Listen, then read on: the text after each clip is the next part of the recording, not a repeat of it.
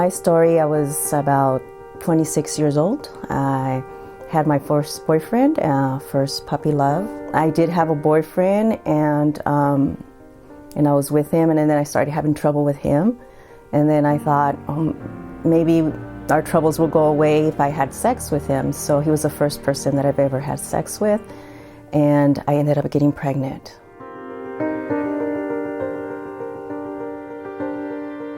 I was dealing with a mother who was schizophrenic. I was the oldest of my siblings, so my father wasn't around. I had some of that stuff to work through that I didn't work through. I was working since I was 15 years old by myself to help support my mother. I was at a point in my life that I was also suicidal, so I was contemplating taking my life. And so I didn't know how I was going to support the baby or what I was going to do with the baby. I was ashamed that if I told my father, his oldest daughter, becoming pregnant, and he would be ashamed of that. And so it was just a whole lot of stuff that I was dealing with at that time.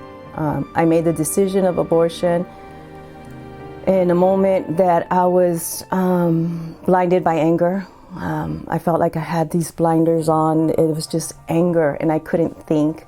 And I didn't want to bring the baby into the circumstances in those situations. And I was so angry at my ex that I felt like he didn't deserve to be a father. I went to my personal doctor, and she said, yes, you are pregnant, and she just gave me a card to go see about, having an abortion. And that's all she said. She didn't give me no other information, no other resources, So that's all I had. I had a card in my hand, an address where I can go get an abortion. I remember going to the place, and the people there just gave me a clipboard, sign here, write this down that you're going to do this and pay for it. Still, I remember walking into the nurse before the abortion, and I asked her, I said, can I see the ultrasound? And she stood there and she says, I'm not supposed to let you see it. But she just stood for a silent, and she turned it around, and I saw the baby there.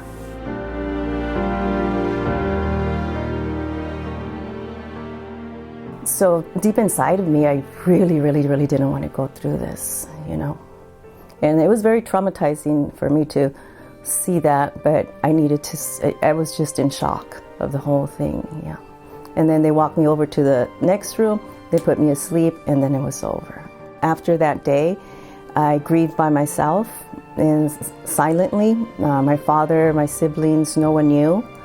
And I kept it as a secret, and then I forgot about it, or my brain just packed it up and just, allowed me to forget about it. I met someone, and I hadn't had children yet, I wasn't married yet, didn't give myself the opportunity to do that. And I remember going to dinner with him and walking into the restaurant, and his two young children are there sitting, both of them. And I looked at them before I sat down, and something happened, something triggered inside of me, like, your child's not with you. And it just brought so much grief and so much hurt and emotions, and it came back, and I went to church, and that's when I saw the flyer, and I said, I needed this, And I'm so thankful and grateful, and I think that's probably the hand of God, that there is healing, that He does forgive us for the wrong choice that we make, and that there can be life after that. Lori just happened to answer the phone that day, and she was so wonderful, so kind, so comforting, and it felt so good to say, what had happened to me. I've had an abortion. I would like some counseling. This is what happened. And she says, well, I can do a one-on-one with you. And I thought, oh, relief. And I did. I went through the process. It was work, I had to work through some stuff from the past, and I had to be real with everything I did and come to that point, but also realize that through scripture and the counseling and just the compassion, I said, of God, His hand of compassion through Lori, how she just walked me through that whole counseling process of okay, I'm here with you. Let's revisit this, and let's find you some healing. And I did receive my healing, most of all my forgiveness, for what I have done. God is so amazing that that my child is in heaven, and that that it's not a goodbye, that I'm going to see him again, and he's okay. People that don't have the abortions, they don't know how much our body and our soul and how much it changes our life. I would say don't give up. There's so many resources out there, so many caring people. Like I did it one-on-one. No one else has to know until you're ready, for you to speak about it or tell your story, or not tell your story, but also go through the process of healing so you can become restored in soul and heal that area of your life. And there's always provision. There's always provision. There's always help. I always thought maybe I didn't have money for diapers and food and clothes or an apartment, or what am I going to do, But there's always someone willing to reach out and give you that hand, give you that support.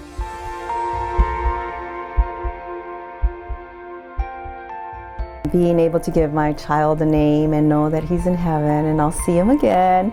And, and it really healed my life, because now I know that I can be a mom. And I was a mom at one point, right? I was a mother. And I'm able to do things that mothers do, give my students advice, take care of a nephew or a niece, hold a baby. It really, really, really, really, really has changed my life. It's just life-changing. It's just so life-changing. And it kind of feels like this thing that you've been carrying, or this backpack, is just falls, and you feel alive again. Your soul feels alive. You feel at peace. You feel at rest. There's so much healing in post-abortion healing.